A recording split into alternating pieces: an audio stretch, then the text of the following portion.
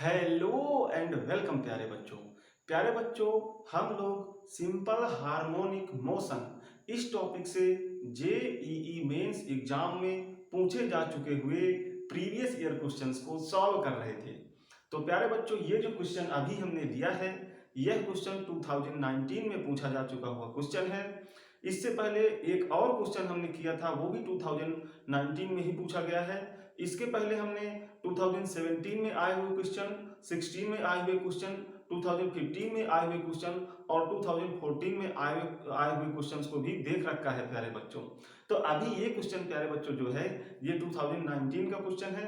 तो एक बार पहले आप इस क्वेश्चन को ध्यान से पढ़ लीजिए, उसके बाद यहाँ पर मैं इस फिगर के माध्यम से भी आपको एक बार इस क्वेश्चन को समझाऊंगा, फिर हम इसको बड़ी ही आसानी से सॉल्व करेंगे। तो एक बार प्यारे बच्चों इस क्वेश्चन को पढ़ लीजिए। अब अगर प्यारे बच्चों आप लोगों ने इस क्वेश्चन को पढ़ लिया हो तो अब हम इसे यहाँ पर सॉल्व करते हैं। तो देखिए यहाँ पर क्या कहा गया है प्यारे बच्चों, यहाँ पर इस तरह से दो रिजिड सपोर्ट्स हैं, एक ये हो गया एक ये हो गया।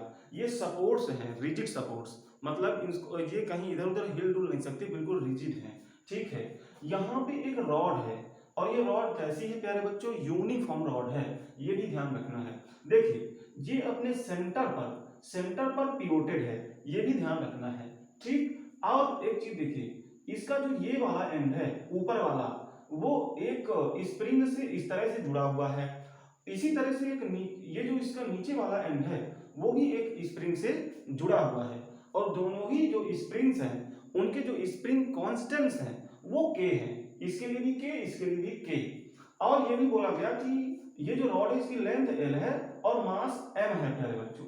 तो अब उन्होंने क्या कहा कि अगर इस रॉड को बिल्कुल स्मॉल एंगल से थोड़ा सा एंगल, बिल्कुल थोड़ा सा एंगल पुश किया जाए, मतलब इसको इधर से अगर मैं कहूं तो थोड़ा सा बिल्कुल पुश कर दिया जाए और उसको फिर रिलीज कर दिया जाए, तो इसका जो ऑस्किलेशन होगा प्यारे बच्चों, तो उसकी फ्रीक्वेंसी क्या होगी, यानी फ्रीक्वेंसी ऑफ ऑस्किलेशन ये हमें बताना है। अब जरा देख लीजिए प्यारे बच्चों, हम इसको यहाँ पर एक बार और बनाकर समझते हैं कि आखिर ये किस तरह से ऑस्किलेट करेगी।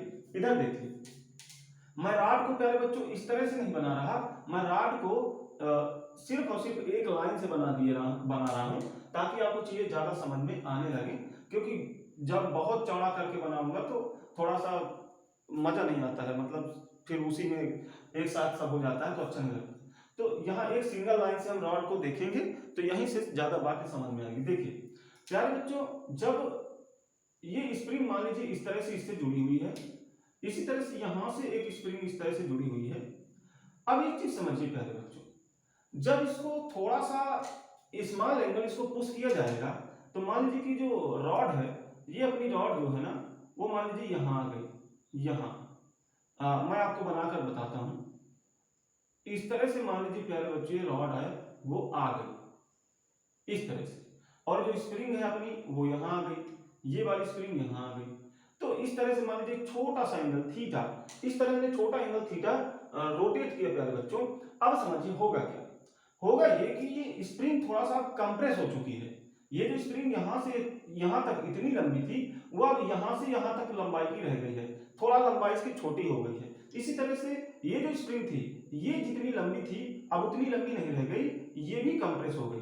तो दोनों ही स्प्रिंग कंप्रेस्ड हो गई हैं। तो होगा क्या, जब ये कंप्रेस होंगी तो प्यारे बच्चों ये फोर्स लगाएंगी। ठीक है, ये फोर्स लगाएंगी इस तरह से। अब देखिए यहां पे इसका फोर्स का डायरेक्शन भी अलग होगा।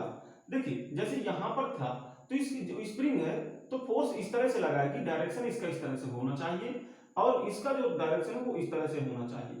लेकिन चूंकि जो स्मॉल एंगल है, ये एंगल स्मॉल है प्यारे बच्चों, इसलिए यहां पर फोर्स की डायरेक्शन चेंज होते हुए नहीं मानना है हमको ऐसा, इसीलिए उन्होंने बोला कि स्मॉल एंगल है और स्मॉल एंगल्स के लिए ही ऑस्किलेशन होता ही है। देखिए क्यों स्मॉल एंगल के लिए प्यारे बच्चों यहाँ पे डायरेक्शन चेंज होता हुआ हमें नहीं मानना है, वो जरा देख लीजिए। मान लीजिए प्यारे बच्चों ये जो रॉड है मैं इसको अलग से थोड़ा बना लेता हूं। मान लीजिए इस तरह से घूम के आई है इस तरह से, तो स्प्रिंग इनिशियली तो ऐसे बांधी थी है ना, अब क्या है ऐसे है, रॉड का एंड यहां आ गया तो स्प्रिंग भी इसके साथ साथ यहां आ गई, मतलब स्प्रिंग का ये जो एंड है तो रॉड के इस एंड के साथ वो भी तो यहाँ आ गया, तो अब स्प्रिंग इस तरह हो गई और साथ में ये कंप्रेस्ड है तो फोर्स तो इस तरह लगना चाहिए, लगेगा ही लगेगा।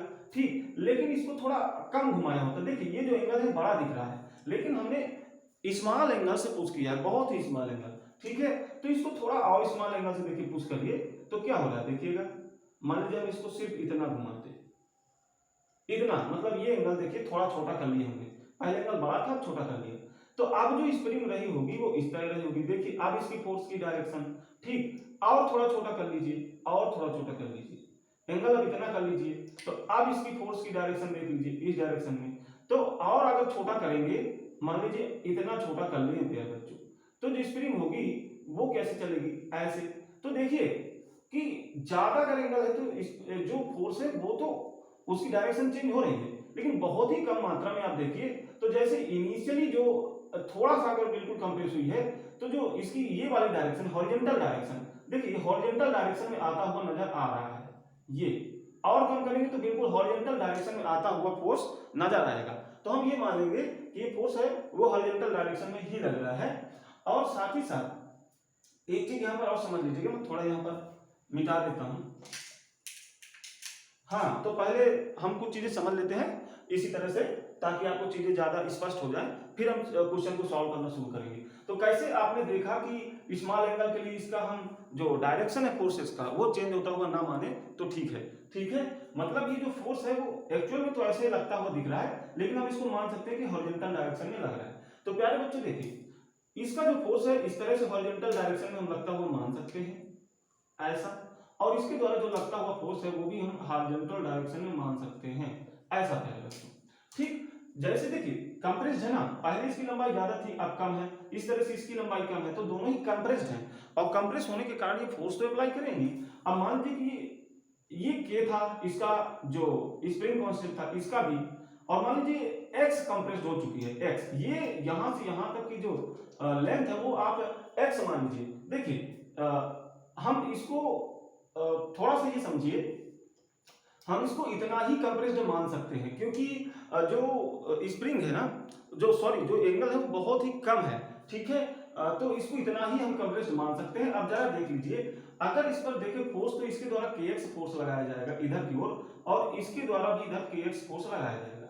अब प्यारे बच्चों ये जो kx फोर्स है ये टॉर्क प्रोड्यूस करेगा। ठीक है, किस दिशा में प्रोड्यूस करेगा, तो आप देख सकते हैं इसके अबाउट ये घूमेगी रॉड, क्योंकि यहाँ पे पिवोटेड है, तो यहां से टार्क अगर हम देखें इसके कारण, तो r क्रॉस f इस डायरेक्शन में, इसी तरह से इस वाले फोर्स के कारण जो टार्क प्रोड्यूस होगा r क्रॉस f, यानी वो भी बाहर की ओर। जबकि आपने थीटा किस डायरेक्शन में, देखिए थीटा किस डायरेक्शन में होगा, थीटा को हमने ऐसे माने रॉड को ऐसे रोटेट किया ना, तो एंगल किस डायरेक्शन में होगा, थीटा अंदर की ओर, जबकि टॉर्क बाहर की ओर। तो कुल मिला के यहाँ जो टार्क प्रोड्यूस हो रहा है प्यारे बच्चों, ये एक रीस्टोरिंग टार्क है, क्योंकि थीटा की अपोजिट डायरेक्शन में। तो क्या होगा कि ये रॉड को पुनः अपनी स्थिति पर लाने की कोशिश करेगा।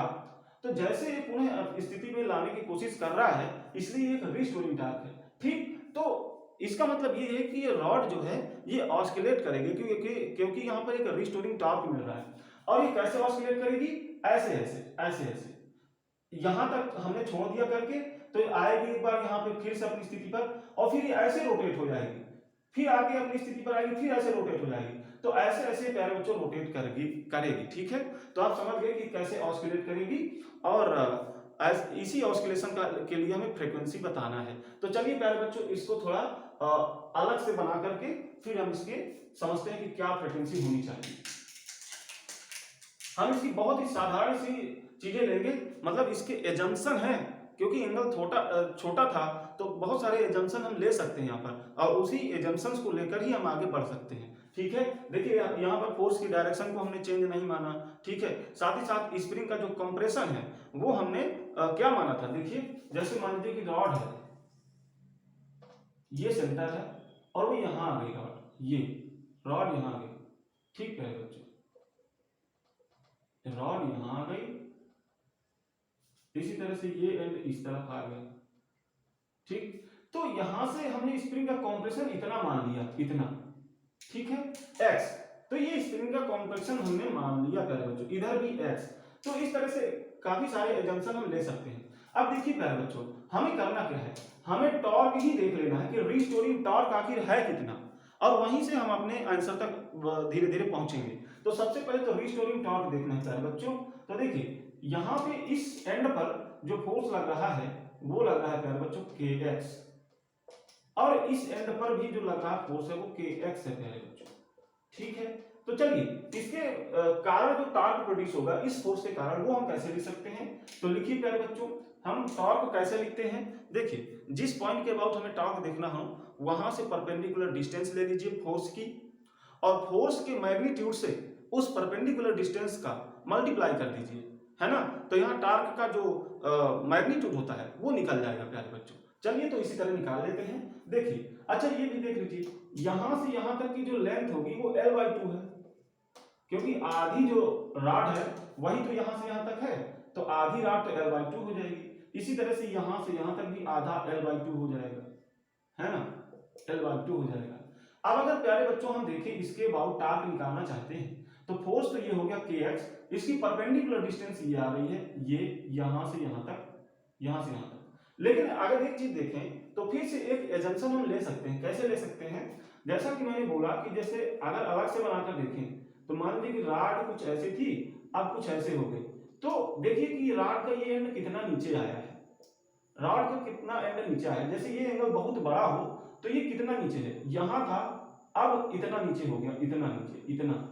ठीक, अभी अगर इसको थोड़ा कम एंगल घुमाते, यहां घुमाते, ये एंगल थोड़ा छोटा होता, तो ये देखिए और थोड़ा नीचे कम आई है, और कम घुमाते तो इसकी जो यहां नीचे आने की जो दूरी है वो और कम होती।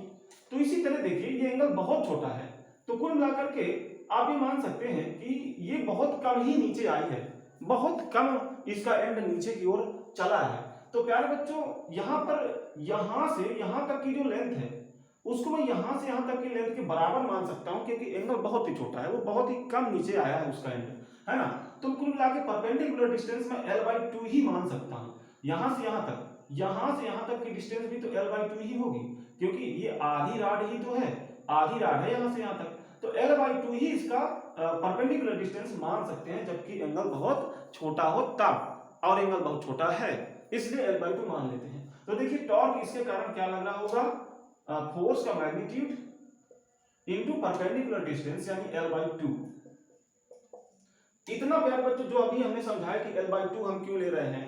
ठीक, वैसे तो यहाँ पे L/2 cos थीटा लेना चाहिए, L/2 cos theta, L/2 cos theta, ये परपेंडिकुलर डिस्टेंस बनेगी, ये L/2 cos थीटा। लेकिन अगर एक चीज हम देखें कि अगर थीटा बहुत छोटा होता है, थीटा बहुत छोटा, बहुत ही छोटा, तो cos थीटा को हम 1 के इक्वल लिखते हैं। वहीं पर अगर sin थीटा को लें तो sin थीटा को हम थीटा के इक्वल लिख लेते हैं जब थीटा बहुत छोटा होता है। तो प्यारे बच्चों cos थीटा में अगर थीटा बहुत छोटा है तो उसको 1 लिख लेते हैं, तो यहाँ पर फिर 1 लिख लेंगे, cos थीटा की जगह क्या लिख लेंगे 1, तो क्या मिलेगा L/2 ही तो मिलेगा। वहीं से देखिए L/2 हम उस तरह से भी ला सकते थे, लेकिन L/2 हमने किस तरह लिया, हम इस तरह से ले लिए कि थीटा बहुत छोटा है इसलिए ये लेंथ इसके लगभग बराबर है, और इसी तरह से हम L/2 कैसे ला सकते थे, cos थीटा को 1 रख के। तो हम दोनों ही तरीके से इसको L/2 यहाँ पर ला सकते थे। तो अब आप थोड़ा ज्यादा आप समझ गए होंगे। ठीक है प्यारे बच्चों, चलिए अब थोड़ा इसको मिटा दिया जाए। यहां पे देखिए ये टॉर्क हो गया प्यारे बच्चों, ठीक, ये टॉर्क हो गया इस फोर्स के कारण। अब ये जो फोर्स लग रहा है इसके कारण भी इतना ही टॉर्क हो जाएगा। क्यों, क्योंकि ये भी इसी तरह से लग रहा है, ये एंगल भी थीटा है, यहां से यहां तक की डिस्टेंस भी L/2 है, यहां से यहां तक ये जो डिस्टेंस होगी ये लगभग यहां से यहां तक की डिस्टेंस के बराबर मानी जा सकती है। क्यों, क्योंकि थीटा बहुत छोटा है, सेम स्थितियां हैं जैसे यहां थी वैसे ही। ठीक है, या फिर आप ले लें L/2 cos थीटा और वहां cos थीटा को 1 रख दें क्योंकि थीटा बहुत छोटा है, तो फिर L/2 ही मिलेगा। या फिर आप ऐसे समझ सकते हैं कि थीटा छोटा इसलिए ये जो लेंथ है इस तो यहां से यहां तक की लेंथ के बराबर है, जो कि रॉड की आधी लंबाई होगी यानी L/2। तो प्यारे बच्चों इसके कारण भी जो टॉर्क है उसका मैग्नीट्यूड इतना ही होगा, है ना। तो अब देखिए कि नेट टॉर्क कितना है, नेट, तो नेट देख लीजिए प्यारे बच्चों, इनकी डायरेक्शंस देख लीजिए। इसके कारण जो फोर्स टॉर्क है वो इधर की ओर है, और इसके कारण जो टॉर्क है ये भी इधर की ओर ही है, तो दोनों सेम डायरेक्शन में है तो दोनों जुड़ जाएंगे। तो नेट टॉर्क कितना हो जाएगा, मैं यहां बना लेता हूं नेट टॉर्क नेट, तो ये दुगना हो जाएगा क्योंकि दोनों के मैग्नीट्यूड तो सेम है, और दोनों को जोड़ दिया तो 2 का मल्टीप्लाई कर लीजिए, तो ये प्यारे बच्चों नेट टॉर्क हो गया। अब एक चीज और समझ लीजिए, यहां पे जो x है प्यारे बच्चों, एक्स को हमने क्या लिखा, इतनी यहां से यहां तक की लेंथ को हमने एक्स लिख लिया। अब जरा यहां पर देख लीजिए, फिर से मैं एक बार आपको बनाकर बता दूं कि अगर छोटा सा एंगल है तो फिर से हम एक एजम्पशन ले सकते हैं। कैसे? मान लीजिए कि रॉड है, वो कुछ ऐसे घूमी है प्यारे बच्चों, और हमने इसको एक्स माना है, इसको, ठीक। तो ये देखिए, ये तो आर्क है। अगर हम माने कि देखिए ये l/2 है, ये डिस्टेंस भी l/2 है, इसको हम सेंटर मान सकते हैं कि ये जो पॉइंट है ये एक सेंटर में एक सर्किल में घूम रहा है, और उसकी रेडियस l/2 है, यहां से यहां तक ये भी l/2 है। हर समय इसकी रेडियस तो l/2 ही होगी, ठीक है। जब ये यहां से यहां तक रोटेट होगी तो इसको एक सर्किल में घूमता हुआ मान सकते हैं, और ये उसका आर्क हो गया, आर्क, ठीक। अब देखिए प्यारे बच्चों, यहां पे इस x को इस आर्क के बराबर अभी नहीं मान सकते क्योंकि ये एंगल बहुत ज्यादा है, बहुत ज्यादा। लेकिन थोड़ा सा कम रोटेट करते तो देखिए क्या होता, ये जो लेंथ होती है वो x ये होता, ठीक। अभी और कम करिए तो ये जो होता x वो इतना होता। देखिए ये जो आर्क है ये भी थोड़ा थोड़ा सीधी होती हुई नजर आ रही है।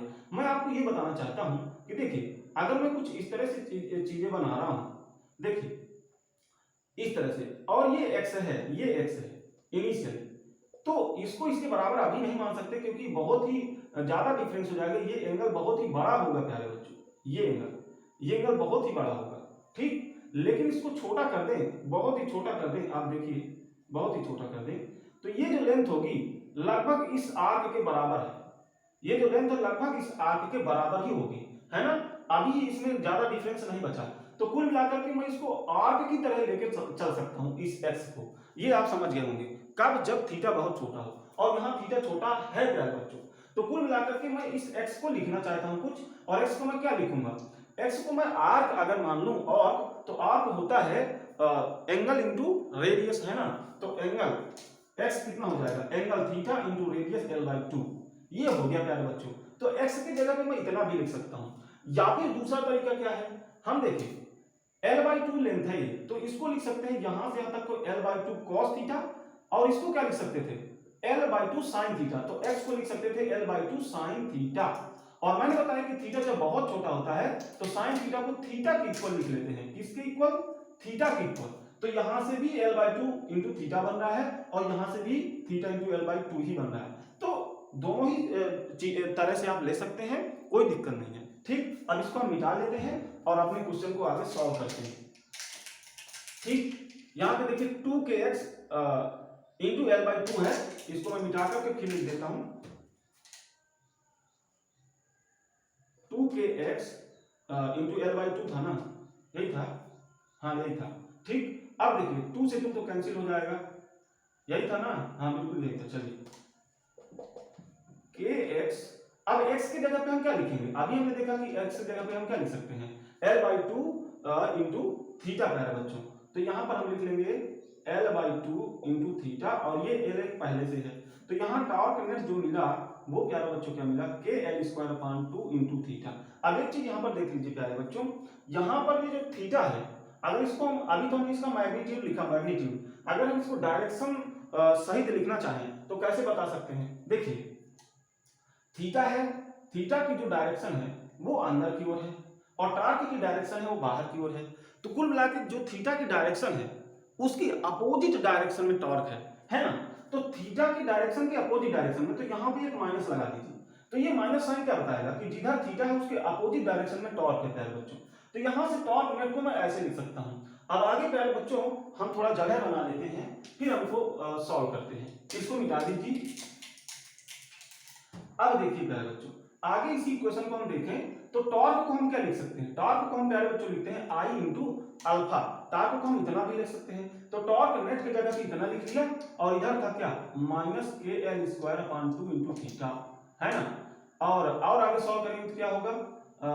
या फिर इसको I को इधर ले लीजिए पहले, kl²/2 इंटू थीटा, और अल्फा को हम प्यारे बच्चों लिख सकते हैं d2 θ/dt², ये भी हम लिख सकते हैं। और इसमें आगे क्या लिख सकते हैं? ये अब इसको इधर ले आएंगे तो d2 θ/dt² plus kl²/2i into theta. और ये प्यारे बच्चों क्या है? ये डिफरेंशियल इक्वेशन है एसएचएम की, है ना। तो ये एक एसएचएम को बताती हुई इक्वेशन है, मतलब ये तो साफ साफ यहाँ से बताने लगे कि यहाँ पे एसएचएम हो रहा है, ठीक। लेकिन कब, जब थीटा बहुत छोटा है, क्योंकि हमने थीटा छोटा मानकर ही सारी चीजें यहाँ पर सॉल्व करी हैं प्यारे बच्चों, ठीक। तो ये डिफरेंशियल इक्वेशन आ गई और यहाँ से बहुत आसानी से हम अपनी आंसर तक पहुंच पाएंगे। क्यों? क्योंकि डिफरेंशियल इक्वेशन में ये जो पोर्शन होता है ये प्यारे बच्चों होता है ओमेगा स्क्वायर, है ना। तो इसको हम बराबर कर लेंगे ओमेगा स्क्वायर के, तो ओमेगा स्क्वायर इक्वल के स्क्वायर अपॉन 2r ये। अब यहां से ओमेगा निकाल लो तो अंडर रूट, भाई ये स्क्वायर है तो इधर अंडर रूट लगा लीजिए, ये हो गया ओमेगा। अब इसको जरा मिटा लीजिए, इसको भी मिटा लीजिए। अब आगे देखिए, ओमेगा को हम लिख सकते हैं प्यारे बच्चों 2 पाई एफ। ओमेगा को हम क्या लिख सकते हैं 2 पाई एफ, और यह एक फ्रीक्वेंसी है और फ्रीक्वेंसी ही हमें निकालनी है क्योंकि उन्होंने बोला है कि फ्रीक्वेंसी बताओ। तो ठीक है, आगे देखिए क्या आया, के एल स्क्वायर अपॉन 2। अब आई देख लीजिए, आई का वैल्यू भी हम देख सकते हैं। अगर जो रॉड है प्यारे बच्चों वो सेंटर से परपेंडिकुलरली पास होने वाली एक्सिस के अबाउट घूम रही हो तो उसके लिए जो आई होता है प्यारे बच्चों वो होता है एम एल स्क्वायर अपॉन 12, ठीक। ये आपको याद होना चाहिए, ठीक। तो इसको हम उठा के यहाँ रख देंगे, एम एल स्क्वायर अपॉन 12 ऊपर चला जाएगा, एल स्क्वायर से एल स्क्वायर कैंसिल हो जाएगा, 2 से ये 6 टाइम चला जाएगा। अब देखिए क्या मिला, एफ इक्वल्स ये 2 पाई यहाँ पे अपॉन में चला जाएगा और यहाँ क्या मिल गया 6 अपॉन एम। तो ये प्यारे बच्चों इसका आंसर होगा। तो आपने देखा कि इसको हमने कैसे सॉल्व किया। और प्यारे बच्चों अगर ये आपको अच्छा लगा हो तो वीडियो को लाइक करेंगे, चैनल को सब्सक्राइब करेंगे। और अभी तक हमने एसएचएम के काफी सारे क्वेश्चन देख लिए हैं, अब हम चलेंगे नेक्स्ट क्वेश्चन पर।